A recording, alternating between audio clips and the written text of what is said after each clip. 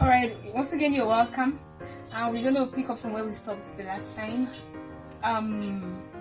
We looked at the various dyeing agents needed. Apart from the dyeing agents needed, you also need some basic equipment to make use of. And what I did is for safety purposes, you need your hand gloves, your industrial hand gloves that actually resist hotness,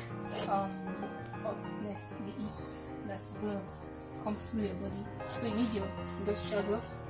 You also need your dye dispenser. Here's my improvised dye dispenser. That's the good thing about tie dye. You can always come up with anything you think is suitable for you.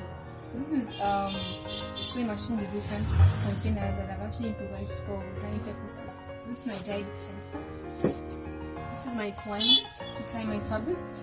We need water in abundance. Yes, there has to be enough water to dispose out before you can commence any tie-dye work. You need your pouring bowl. You need a pouring bowl with handle because we're dealing with really hot stuffs. And then your fabrics, of course, and then your nose guards. Apart from there, a lot of things you need, but these are like the basic ones. And they also, it also depends on what you're trying to achieve, the designs you're trying to achieve. So straight away, we also need your tailor chalk. Let me know for that. You need your tailor chalk. So we are going to be employing different techniques. Right? The next thing you're doing right now is to look at the different tie-dye techniques. We have different tie-dye techniques. We have the pleating method, we have the spiral method, we have the picking method, we have the crumpling method, and quite a number of them. But for this very first project, this particular design we want to do, we're going to be employing the spiral method. It's a combination of the picking, of the pinching, and the twisting method. A combination of the twist and the pinching and twisting method. So what's the first thing I do? The first thing I have to do was I have to moisten my fabric. Very much important because of the design we want to achieve. So what do? I sprinkle water on it. I actually dip the whole fabric in water too. I think it's fine for this purpose. Don't forget you are working on a fairly used t-shirt, so I want to establish the center of the t-shirt. So I'm going to fold into so vertically. And I fold leftwards. What I want to do here actually is to achieve my center. Then I beat it like this because I need that gator to guide me. This center gator. I need this center gator. Voila. Here's my gator. So I'm good to go. I pinch. Something like this. I'm actually make it a bit fake.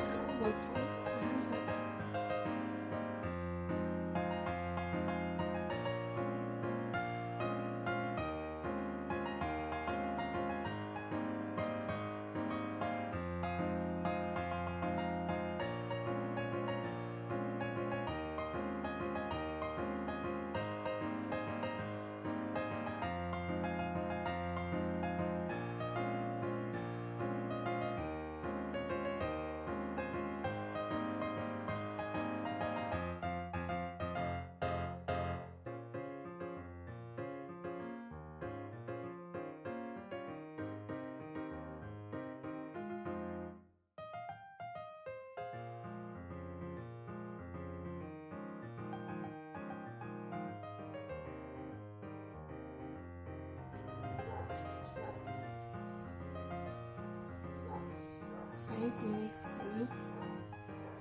Yeah. Can you see it's adjustable? Take it. Same way too.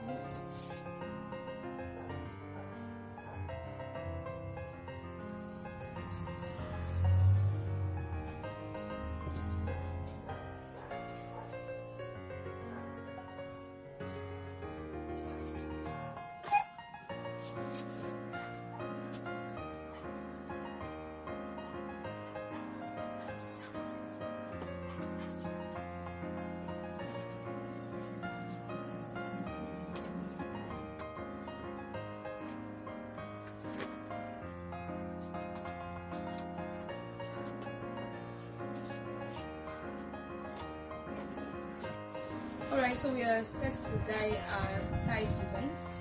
We're starting with this. This is the spiral design. It's been tied. So what is the next step? I have to dip this in water.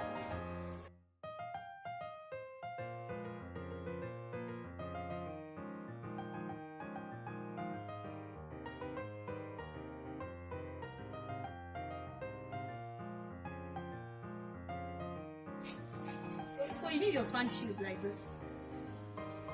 That's meant to put it on it. So that's good. Don't forget to have your loose cover on. I have mine here. So the next thing I'll be doing is to mix my dye. Here's my dye stuff. This is orange GR. That's what this is called.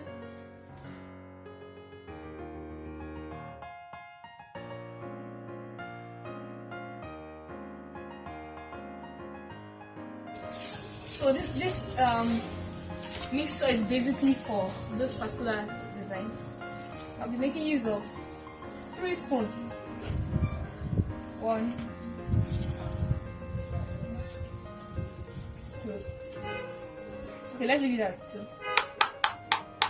We'll make use of 2 of them. You can make use of 3, but I think 2 also.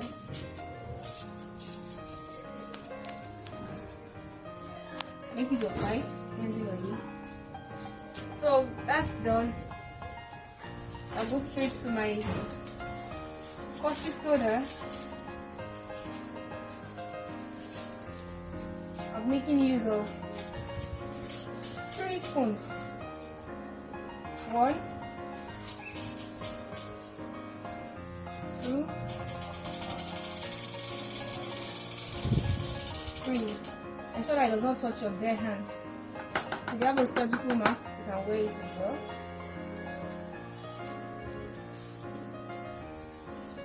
And this is my hydrosulfite. I'm making use of 5 spoons. Remember, ratio 60-40. Your hydrosulfite is meant to be more than your caustic soda. 2, 3, 4, and 5. Like I mentioned, it's good to do it in an open space outdoor. It's better because of this chemicals you're working with.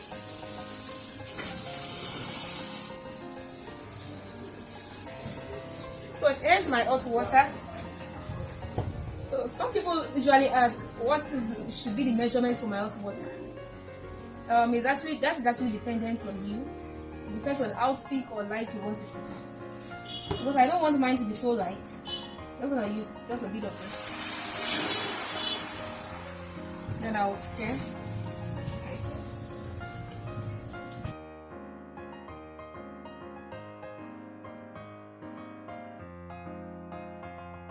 what I have here now is my dye bath. A combination of my chemicals and my colors. So how do you check the potency of your chemicals? I see that there is a shiny feel on the surface of this solution. That shows that my chemicals are still very much active and potent. And that means we are good to go. So what's the next thing? I'm going to scoop this dye bath in my dispenser.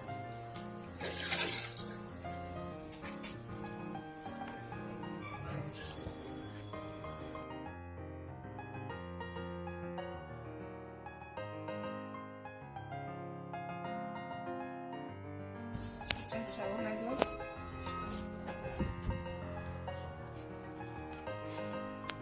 Note that for this design, you can actually decide to use as many colors as you want, but I'll make use of just one color. So, can you see what I'm doing? I'm trying to dispense the colors.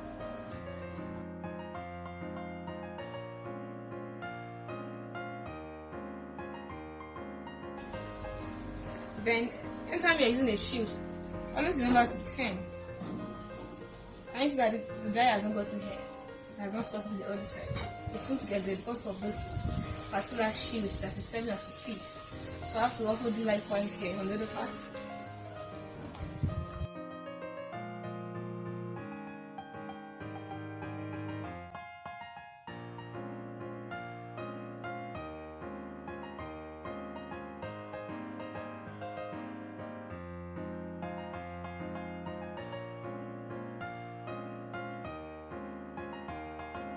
Another 20 minutes.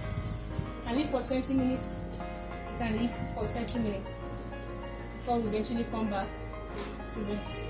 And when you want to rinse this, It's not advisable that you carry it as it is and put it inside a basin or a white bowl. No, you need to pour water straight away. Like under a running tap, or you pour directly. That's the best way to rinse before you eventually dip into water. So this is the drying process for the twist.